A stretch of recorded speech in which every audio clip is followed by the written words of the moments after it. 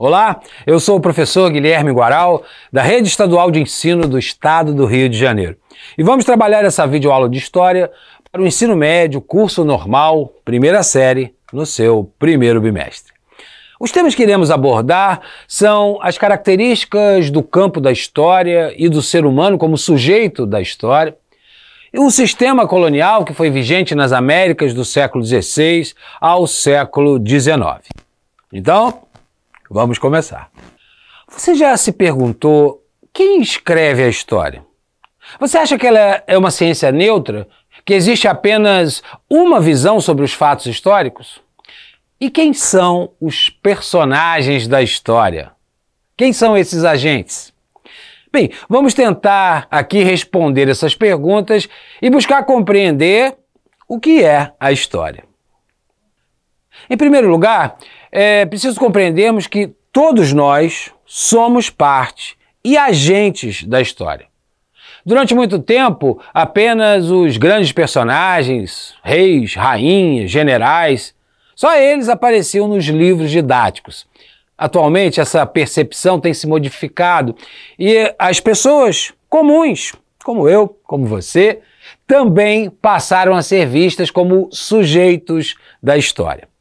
Os escravos, as mulheres, os trabalhadores, soldados, imigrantes, todos esses passaram a ter voz.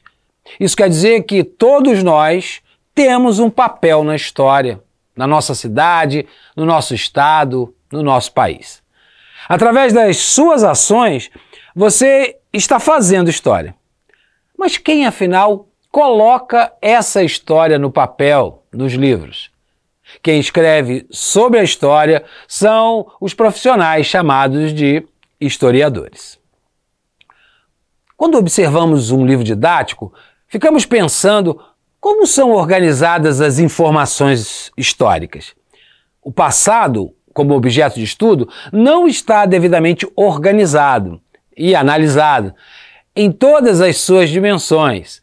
Para que seja possível conhecer o passado, o historiador tem que sair em busca dos vestígios que possam fornecer informações, respostas ao exercício de investigação desse profissional. Assim como todo profissional, os historiadores estão inseridos em um contexto social. São pessoas que possuem posições políticas, afinidades religiosas, preferências, opções diversas. Tudo isso reflete na versão sobre o fato histórico sobre o qual ele irá escrever. Isso não quer dizer que, no entanto, que os fatos históricos podem ser contados de qualquer forma e que cada um pode abordar a história da maneira que bem entender. Não. As análises sobre os fatos podem ser diferentes. É isso que quero chamar a atenção. Por isso, dizemos que a história não é neutra. E como os historiadores conseguem saber se, dentre tantas coisas, o que aconteceu há tanto tempo atrás? Mesmo podendo existir pontos de vista diversos sobre determinado fato histórico, o fato em si, ele precisa ser conhecido antes de ser interpretado. É justamente aí que entram as fontes históricas, que é o principal instrumento de trabalho dos historiadores. As fontes históricas, né, são vestígios da passagem dos seres humanos pela história através dos tempos. São documentos que ajudam a nós, historiadores, a interpretar e contar os fatos do passado. As fontes históricas podem ser fontes escritas, como os livros, jornais, certidões de nascimento, testamentos, enfim. Também temos as fontes iconográficas, que são as pinturas, os desenhos, as fotografias. As fontes orais, outro tipo de fonte, baseados nos depoimentos, histórias contadas.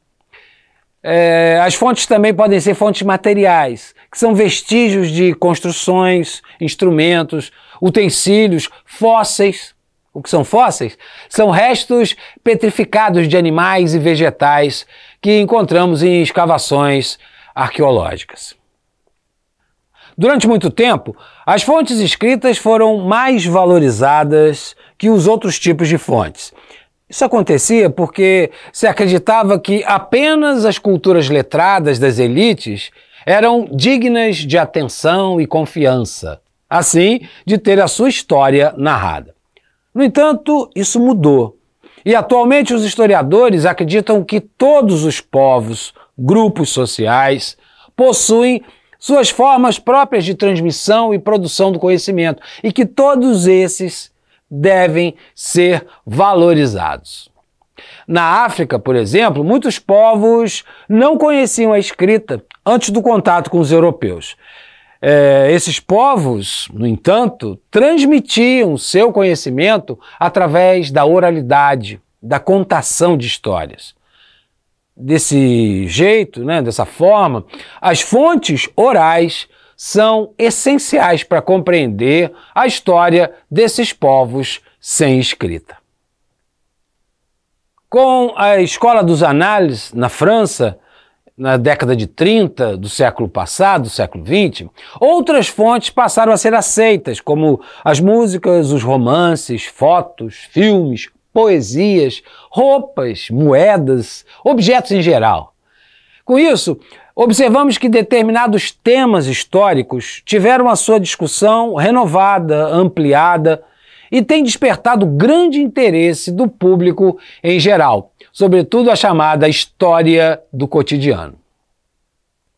Para exercitar, vamos apresentar a proposta de divisão da história no tempo. Do início de tudo até mais ou menos 4000 a.C. é o que a gente chama de pré-história, marcada pela descoberta da escrita como esse corte entre a pré e a história, que começa, a história, a partir da Idade Antiga, mais ou menos 4000 a.C. até o século V depois de Cristo. Desse século V depois de Cristo ao século XV, temos a chamada Idade Média, um período que foi considerado como a noite dos 1000 anos. Mas a história já está revendo essa questão. Do século XV ao século XVIII, sempre levando em conta que o mais ou menos, nós temos a chamada Idade Moderna. E do final do século XVIII aos dias atuais, a Idade Contemporânea. Particularmente, eu acho que nós já estamos em outra fase. Eu tenho chamado de Idade Pós-Maluca. E você? Qual seria o nome dessa nova idade que já estamos vivendo? Em todos esses períodos, o que marcou as transformações nas sociedades e a constituição da história foi a presença humana, interagindo com os fenômenos naturais e buscando domesticar os espaços e os demais animais para o seu próprio usufruto. Com acertos, erros, a humanidade avança a cada dia construindo a história e todos nós, repito, somos agentes dessas ações. Todos nós somos responsáveis pela história que estamos escrevendo agora, aqui no século XXI. De uma forma geral, podemos comparar a colonização espanhola, portuguesa, francesa e inglesa a partir do princípio que comandava as ações dessas metrópoles nas terras da América, através das ações realizadas pelos colonizadores. Os portugueses e espanhóis atuaram de forma muito parecida no seu jeito de conduzir a colonização nas Américas, tendo como objetivo principal a exploração dos recursos naturais aqui encontrados. Uma das marcas das duas coroas estava na violência em relação aos indígenas, agindo de forma brutal, sobretudo os colonizadores espanhóis. Estima-se que em suas guerras de conquista, os espanhóis mataram mais de 1 milhão de indígenas.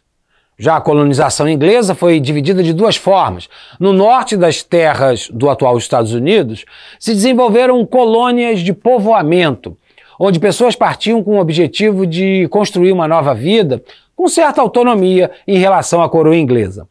Nas colônias do sul dos Estados Unidos, e na região do Caribe, as colônias inglesas foram organizadas no modelo de exploração, com grandes propriedades, mão de obra escrava, monocultura voltada para o mercado externo.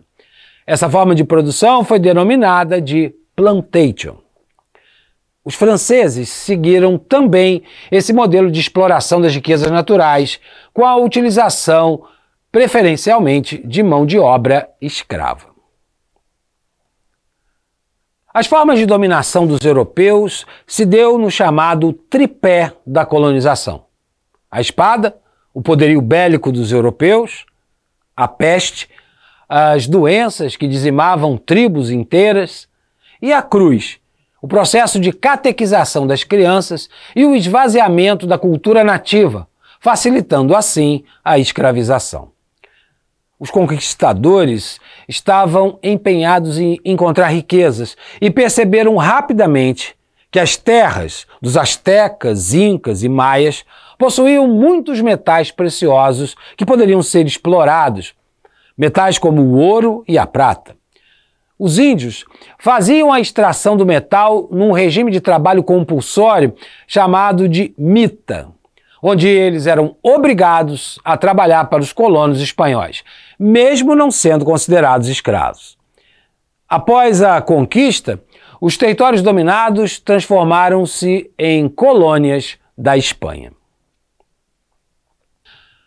Outros dois sistemas de trabalho também foram adotados na América Espanhola: a encomienda, que dava aos colonos espanhóis o direito de controlar aldeias e cobrar tributos sob a forma de produto ou trabalho na agricultura ou nas minas. O encomendeiro devia pagar impostos à coroa e cuidar da catequização das comunidades indígenas sob a sua proteção. Outro sistema eram chamados repartimientos.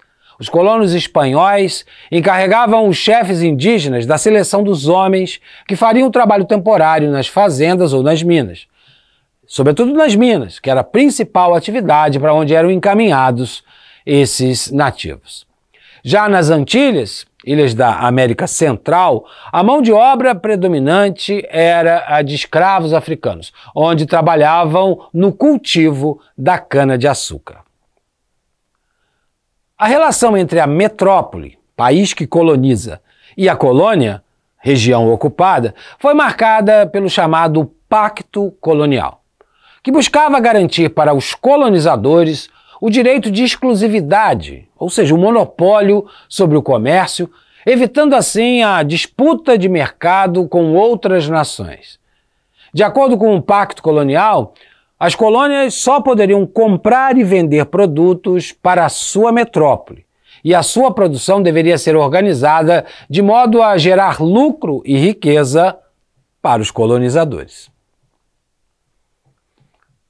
Nas primeiras décadas do século XIX, ocorreram os processos de independência nas regiões da América Espanhola, francesa, inglesa e portuguesa. A grande maioria dos novos países optaram pelo regime republicano. Já o Brasil seguiu na contramão desses vizinhos e o seu processo foi adotar o sistema monárquico, que já estava em crise na Europa. O México também fez essa opção, mas foi uma rápida experiência. E depois de um ano, o imperador foi executado e instauraram uma república. Com a independência proclamada, a América foi passando do regime colonial, onde as metrópoles dirigiam essas regiões com mão de ferro, para um estado de autonomia. Por conta das desigualdades sociais e da vocação agrícola dessas regiões, elas foram sendo estabelecidas com outras formas de dependência econômica, principalmente com a grande nação industrializada naquele período do século XIX, que era a Inglaterra. Aqui terminamos nossa videoaula, onde falamos sobre as características do campo da história e do ser humano como sujeito dessa história. E falamos também sobre o sistema colonial que foi vigente nas Américas dos séculos XVI ao século XIX.